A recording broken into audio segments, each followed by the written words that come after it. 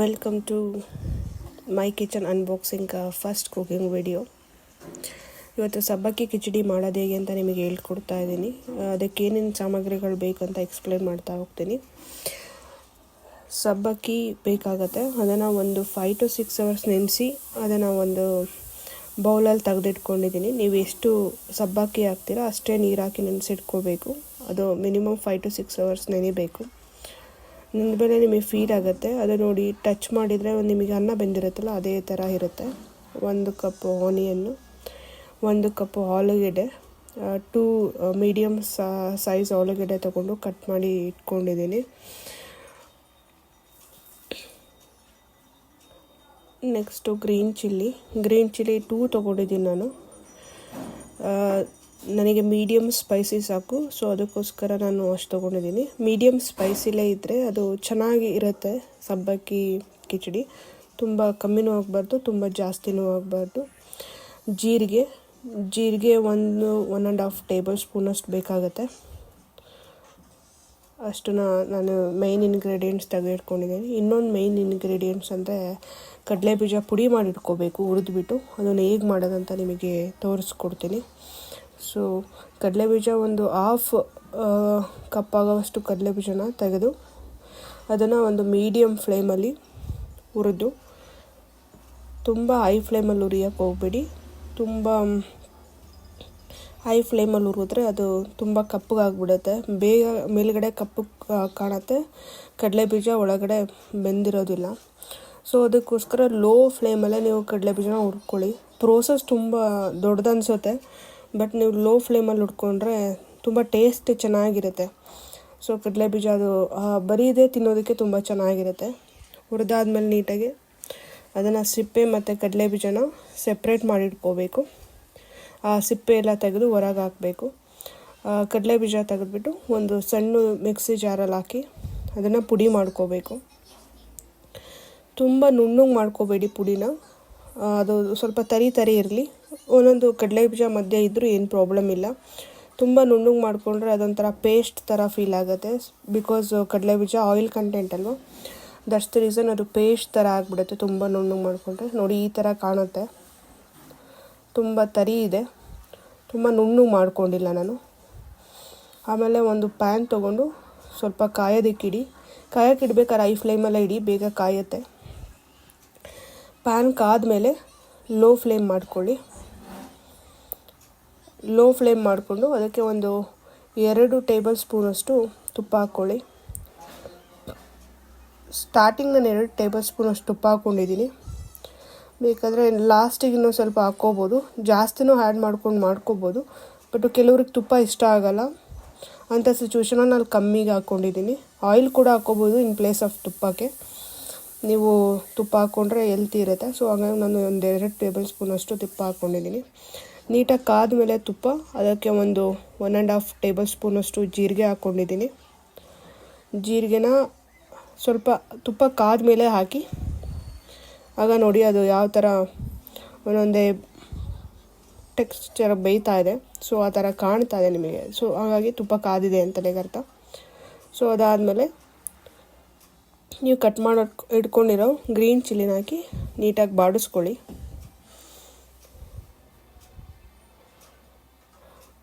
ಸ್ವಲ್ಪ ಅದು green chilli flavoured ಎಲ್ಲ ಬಿಟ್ಕೋಬೇಕು ಆ ತುಪ್ಪದಲ್ಲಿ. ಆ ಥರ ನೀಟಾಗಿ ಬಾಡಿಸ್ಕೊಳ್ಳಿ. ಅದಾದಮೇಲೆ ಅದಕ್ಕೆ ಸ್ವಲ್ಪ ಆನಿಯನ್ ಹಾಕ್ಕೊಳ್ಳಿ. ಕಟ್ ಮಾಡಿ ನಾನು ಒಂದು 2 ಮೀಡಿಯಮ್ ಸೈಜ್ ಆನಿಯನ್ ಕಟ್ ಮಾಡಿ ಇಟ್ಕೊಂಡಿದ್ದೆ. ಸೊ ಅದನ್ನು ಹಾಕಿ ಬಾಡಿಸ್ಕೊಳ್ತಾ ಇದ್ದೀನಿ. ಸೊ ಪ್ರೊಸೀಜರ್ ತುಂಬ ಲಾಂಗ್ ಅನಿಸುತ್ತೆ, ಬಟ್ ನೀವು ಆ ಥರ ಮೀಡಿಯಮ್ ಫ್ಲೇಮಲ್ಲಿ ಇಟ್ಕೊಂಡು ಮಾಡಿಕೊಂಡ್ರೆ ಅದು ನೀಟಾಗಿ ಬರುತ್ತೆ. ತುಂಬ ಹೈ ಫ್ಲೇಮಲ್ಲಿ ಮಾಡಿದರೆ ಅದು ಒಂಥರ ತುಂಬ ಸುಟ್ಟೋಗಿರೋ ಥರ ಫೀಲ್ ಆಗುತ್ತೆ. ಸೊ ನೀವು ಯಾವುದೇ ಅಡುಗೆ ಮಾಡಬೇಕಾದ್ರೂ ಮೀಡಿಯಮ್ಮು ಅಥವಾ ಲೋ ಫ್ಲೇಮಲ್ಲೇ ಮಾಡಿ. ಆಗ ನಿಮಗೆ ಕಲರು, ಟೆಕ್ಸ್ಚರು ಎಲ್ಲ ನೀಟಾಗಿ ಕಾಣುತ್ತೆ. ತುಂಬ ಹೈ ಫ್ಲೇಮಲ್ಲಿ ಮಾಡೋಕ್ಕೋದ್ರೆ ಹರಿಬರಿಲಿ ಅದು ಸುಟ್ಟೋಗಿರೋ ಥರ ಫೀಲ್ ಆಗುತ್ತೆ. ಸ್ವಲ್ಪ ಕಮ್ಮಿ ಉರಿಲೇ ಎಲ್ಲ ಅಡುಗೆನೂ ಮಾಡಬೇಕು. ನೀಟಾಗಿ ಬಾಡಿಸ್ತಾ ಇದ್ದೀವಿ ನೋಡಿ. ಈಗ ಒಂದು ಸ್ವಲ್ಪ ಅದು ಬ್ರೌನಿಷ್ಗೆ ಕನ್ವರ್ಟ್ ಆಗ್ತಾಯಿದೆ ಆನಿಯನ್ ಎಲ್ಲ. ಈಗ ಸ್ವಲ್ಪ ಬ್ರೌನಿಷ್ ಆಗಿದೆ. ಒಂದು 2 to 3 ಮಿನಿಟ್ಸು ನೀಟಾಗಿ ಬಾಡಿಸ್ಬೇಕು ಮೀಡಿಯಮ್ ಫ್ಲೇಮಲ್ಲಿ.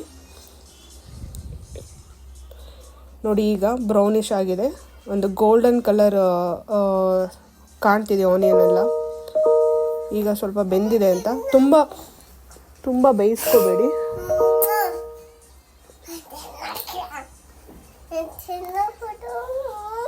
ತುಂಬ ಬೇಯಿಸ್ಕೋಬೇಡಿ. ಅದಕ್ಕೆ ಒಂದು ಅರ್ಧ ಸ್ಪೂನಷ್ಟು ಒಂದು ಉಪ್ಪು ಹಾಕ್ಕೊಂಡಿದ್ದೀನಿ. ಕಮ್ಮಿ ಅನಿಸಿದರೆ ಇನ್ನೂ ಸ್ವಲ್ಪ ಹಾಕ್ಕೊಳ್ಳಿ. ನಿಮಗೆ ಎಷ್ಟು ಕ್ವಾಂಟಿಟಿ ಮಾಡ್ತಿದ್ದೀನಿ ಅಂತ ನಿಮಗೆ ಅನಿಸುತ್ತೆ, ಮ್ಯಾಕ್ಸಿಮಮ್ ಒಂದು ಮುಕ್ಕಾಲು ಸ್ಪೂನಷ್ಟು ಉಪ್ಪು ಹಾಕ್ಕೊಳ್ಳಿ. ಬಿಕಾಸ್ ಆಲೂಗಡ್ಡೆ ಜಾಸ್ತಿ ಇದೆ, ನಾನು ಅದನ್ನು ಬೇಯಿಸಿಟ್ಕೊಂಡಿಲ್ಲ, ಹಸಿದನ್ನೇ ಹುರಿತಾ ಇದ್ದೀನಿ. ಸೊ ಹಾಗಾಗಿ ಸ್ವಲ್ಪ ಉಪ್ಪು ಹಾಕ್ಕೊಂಡು ಚೆನ್ನಾಗಿ ಬಾಡಿಸ್ಕೊಳ್ಳಿ. ಆಲೂಗಡ್ಡೆನ 2 ಆಪ್ಷನಲ್ಲಿ ಹಾಕ್ಬೋದು. ಒಂದು ಮಾಡ್ತಾನೆ ಬಾಡಿಸ್ಕೋಬೋದು, ಇಲ್ಲ ಒಂದ್ಸರಿ ಬೇಯಿಸ್ಬಿಟ್ಟು ಎತ್ತಿಡ್ಕೊಂಡು ಆಮೇಲೆ ಹಾಕ್ಕೊಂಡು ಮಿಕ್ಸ್ ಮಾಡ್ಕೋಬೋದು. ಸೊ ನಿಮಗೆ ಪ್ರೊಸೀಜರು ಒಂದೇ ಕಂಟಿನ್ಯೂಸ್ ಆಗಿರಲಿ ಅನ್ನೋ ಕಾರಣಕ್ಕೆ ಸೊ ನಾನು ಒಟ್ಟಿಗೆ ಮಾಡ್ತಾನೆ ಅದನ್ನು ಆಲೂಗಡ್ಡೆನ ಹುರ್ಕೊಳ್ತಾ ಇದ್ದೀನಿ ತುಪ್ಪದಲ್ಲಿ. ಆಗ ನಿಮಗೊಂದು ಸ್ವಲ್ಪ ಚೆನ್ನಾಗಿ ಫೀಲ್ ಆಗುತ್ತೆ. ಅದನ್ನು ಲಿಡ್ಡಲ್ಲಿ ಮುಚ್ಚಿಬಿಟ್ಟು ಒಂದು 5 ರಿಂದ 10 ನಿಮಿಷ ಬೇಯಿಸ್ಕೊಳ್ಳಿ. ಲಿಡ್ನ ಕ್ಲೋಸ್ ಮಾಡಿ ಒಂದು 5 to 6 ಅಥವಾ 5 to 10 ಮಿನಿಟ್ಸ್ ಬೇಯಿಸ್ಕೊಳ್ಳಿ. ಬಿಕಾಸ್ ನಾನು ಆಲೂಗಡ್ಡೆ ಬೇಯಿಸಿಲ್ಲ, ಸೊ ನಿಮಗೆ ಅದು ಹವೆಲೇ ಬೇಯಬೇಕು ಆಲೂಗಡ್ಡೆ. ಅದಕ್ಕೋಸ್ಕರ ನಾನು ಒಂದು 10 ಮಿನಿಟ್ಸ್ ಬೇಯಿಸ್ಕೊಳ್ತಾ ಇದ್ದೀನಿ ಮೀಡಿಯಮ್ ಫ್ಲೇಮಲ್ಲಿ. ಇವಾಗ ಲಿಡ್ನ ಓಪನ್ ಮಾಡಿದರೆ ಈ ಥರ ಒಂದು ಸ್ವಲ್ಪ ಕಲರ್ ಟರ್ನ್ ಆಗಿರುತ್ತೆ ಆಲೂಗಡ್ಡೆದು, ಒಂಥರ ಗೋಲ್ಡನ್ ಕಲರ್ಗೆ ಬಂದಿರುತ್ತೆ ಆಲೂಗಡ್ಡೆ. ನೋಡ್ತಿದ್ದೀರಾ, ನನಗೆ ಸ್ವಲ್ಪ ಅದು ತಳ ಹಿಡ್ದಿರೋ ಥರ ಫೀಲ್ ಆಗ್ತಿದೆ. ಸೊ ಅದಕ್ಕೋಸ್ಕರ ನಾನು ಸ್ವಲ್ಪ ನೀರು ಹಾಕ್ಕೊಂಡಿದ್ದೀನಿ, ಒಂದು 50 ml ಅಷ್ಟು ನೀರು ಹಾಕ್ಕೊಂಡು ಮತ್ತೆ ಮಿಕ್ಸ್ ಮಾಡ್ಕೊಳ್ತಾ ಇದ್ದೀನಿ.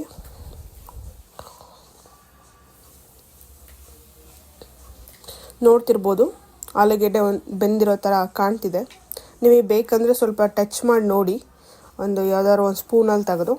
ತುಂಬ ಸುಡ್ತಿರುತ್ತೆ, ಹುಷಾರಾಗಿ ಹ್ಯಾಂಡಲ್ ಮಾಡಿ. ಸೊ ನನಗೆ ಇನ್ನೊಂದು ಸ್ವಲ್ಪ ಕಮ್ಮಿ ಅನ್ನಿಸ್ತು, ಸೊ ಹಂಗಾಗಿ ಇನ್ನೊಂದು ಸ್ವಲ್ಪ ನೀರನ್ನ ಆ್ಯಡ್ ಮಾಡಿ ಇನ್ನೊಂದು ಸರಿ ನೀಟಾಗಿ ಬಾಡಿಸ್ಕೊಳ್ತಾ ಇದ್ದೀನಿ. ಒಂದು 5 ಮಿನಿಟ್ಸ್ ತೆಗೆದು ಅದೇ ಥರ ಬಾಡಿಸಿ, ಅದಾದಮೇಲೆ ನೆಕ್ಸ್ಟು ಅರಿಶಿನ ಹಾಕ್ಕೊಳ್ಳಿ. ಹಳದಿ ಹಾಕ್ಬೇಕಂತ ಏನಿಲ್ಲ, ಸೊ ಕೆಲವ್ರಿಗೆಲ್ಲ ಹಳದಿ ಇಷ್ಟ ಆಗಲ್ಲ, ಸೊ ಸ್ಕಿಪ್ ಮಾಡಿ. ಹಳದಿ ನಾನು ಏನಕ್ಕೆ ಹಾಕ್ತೀನಿ ಅಂದರೆ ಆ್ಯಂಟಿಬಯೋಟಿಕ್ ಇರೋದ್ರಿಂದ, ಸೊ ಹಳದಿ ಹಾಕಿದರೆ ಒಳ್ಳೆಯದು. ಸೊ ನಾನು ಆಲ್ಮೋಸ್ಟ್ ಫುಡ್ಗಳಿಗೆ ಹಳದಿ ಪ್ರಿಫರ್ ಮಾಡ್ತೀನಿ. ಸೊ ಅದಾದಮೇಲೆ ನೆನೆಸಿರೋ ಸಬ್ಬಕ್ಕಿನ ಹಾಕ್ಬಿಟ್ಟು ಮಿಕ್ಸ್ ಮಾಡಿ ಚೆಂದ. ತುಂಬ ರಫ್ಲಿ ಮಿಕ್ಸ್ ಮಾಡೋಕ್ಕೆ ಹೋಗ್ಬಿಡಿ, ಸ್ವಲ್ಪ ಸ್ಲೋ ಆಗಿ ಎಲ್ಲ ಕಡೆ ಸ್ಪ್ರೆಡ್ ಆಗೋ ಥರ ಮಿಕ್ಸ್ ಮಾಡ್ಕೊಳ್ಳಿ. ಮಿಕ್ಸ್ ಮಾಡೋಕ್ಕೆ ಸ್ಟಾರ್ಟ್ ಆದಮೇಲೆ ಸಬ್ಬಕ್ಕಿ ಕೂಡ ಹಳದಿ ಕಲರ್ಗೆ ಟರ್ನ್ ಆಗ್ತಾಯಿದೆ, ನೋಡ್ಬೋದು ನೀವು. ಅದು ಲೋ ಫ್ಲೇಮಲ್ಲೇ ಮಾಡ್ಕೊಳ್ಳಿ, ತುಂಬ ಹೈ ಫ್ಲೇಮಲ್ಲಿ ಮಾಡ್ಕೊಳಕ್ಕೆ ಹೋದರೆ ಮತ್ತೆ ತಳ ಹಿಡಿಯೋಕ್ಕೆ ಸ್ಟಾರ್ಟ್ ಆಗಿಬಿಡುತ್ತೆ. ಬಿಕಾಸ್ ಯಾಕಂದರೆ ಆಲೂಗೆಡ್ಡೆ ತುಂಬ ತಿಕ್ಕಾಗಿರೋ ಟೆಕ್ಸ್ಚರ್ನ ಫಾರ್ಮ್ ಮಾಡುತ್ತೆ. ಸೊ ಹಂಗಾಗಿ ನೀವು ಸ್ವಲ್ಪ ಸ್ಲೋಗೆ ಹಾಕಬೇಕು. ನಿಮಗೆ ಕಡಲೆಬೀಜ ಪುಡಿ ಹಾಕಿದ್ಮೇಲೆ ಇನ್ನೂ ಮಿಕ್ಸ್ ಮಾಡೋದಕ್ಕೆ ಆಗಲ್ಲ, ಆ ಥರ ಫೀಲ್ ಆಗುತ್ತೆ.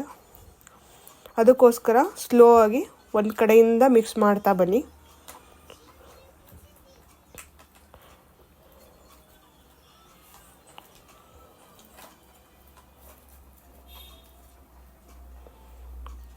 ಇವಾಗ ನೋಡ್ಬೋದು ಎಲ್ಲ ಮಿಕ್ಸ್ ಚೆನ್ನಾಗಾಗಿದೆ. ಅದಕ್ಕೆ ಸ್ವಲ್ಪ ಕೊತ್ತಂಬರಿ ಕಟ್ ಮಾಡಿ ಇಟ್ಕೊಂಡಿದ್ದೀನಿ, ಅದನ್ನು ಹಾಕಿ ಒಂದು ಸ್ವಲ್ಪ ಕಮ್ಮಿ ಆಗಿರೋ ಥರ ಫೀಲ್ ಆಗ್ತಿದೆ ತುಪ್ಪ. ಆಮೇಲೆ ತಳ ಕೂಡ ಹಿಡಿಯೋ ಥರ ಫೀಲ್ ಆಗ್ತಿದೆ. ಸೊ ಅದಕ್ಕೋಸ್ಕರ ನಾನು ಇನ್ನೊಂದು 2 ಸ್ಪೂನು ತುಪ್ಪ ಹಾಕ್ಕೊಂಡೆ. ನಿಮಗೆ ನೋಡಿ ಇವಾಗ ಈಸಿಯಾಗಿ ಮೂವ್ ಆಗ್ತಾಯಿದೆ. ಫಸ್ಟು ಅದು ಸ್ಪೂನ್ಗೆ ಅಂಟ್ತಿತ್ತು, ಸೊ ಅದಕ್ಕೋಸ್ಕರ ಇನ್ನೊಂದು 2 ಸ್ಪೂನ್ ತುಪ್ಪ ಹಾಕಿ ಮಿಕ್ಸ್ ಮಾಡಿಕೊಂಡೆ. ಅದಕ್ಕೆ ಇವಾಗ ಕೊತ್ತಂಬರಿ ಕಟ್ ಮಾಡಿ ಇಟ್ಕೊಂಡಿದ್ದೀನಿ, ನೀವು ಅದಕ್ಕೆ ಮಿಕ್ಸ್ ಮಾಡ್ಕೊಳ್ಳಿ.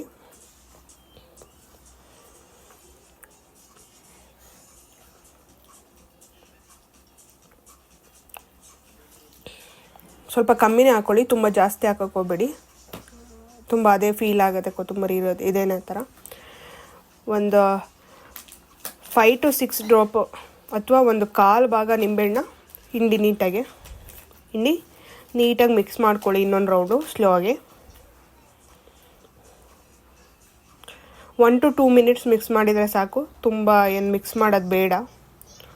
ನೀವು ನೋಡ್ತಿರ್ಬೋದು ಇವಾಗ ನಾನು ಅದು ಬೌಲಿಗೆ ಹಾಕ್ತಾಯಿದ್ದೀನಿ. ನೋಡಿ ಎಷ್ಟು ಚೆನ್ನಾಗಿ ಕಾಣ್ತಿದೆ ಅದು ನೋಡೋದಕ್ಕೇ. So good for health actually ಸಬ್ಬಕ್ಕಿ. ಸೊ ನೀವು ಬ್ರೇಕ್ಫಾಸ್ಟು ಅಥವಾ ಈವ್ನಿಂಗ್ ಸ್ನ್ಯಾಕ್ಸಿಗೆ ತುಂಬ ಒಳ್ಳೆಯದು. ಸೊ ಸಬ್ಬಕ್ಕಿ ಮಾಡ್ಕೊಳ್ಳಿ, ಚೆನ್ನಾಗಿರುತ್ತೆ. Thank you.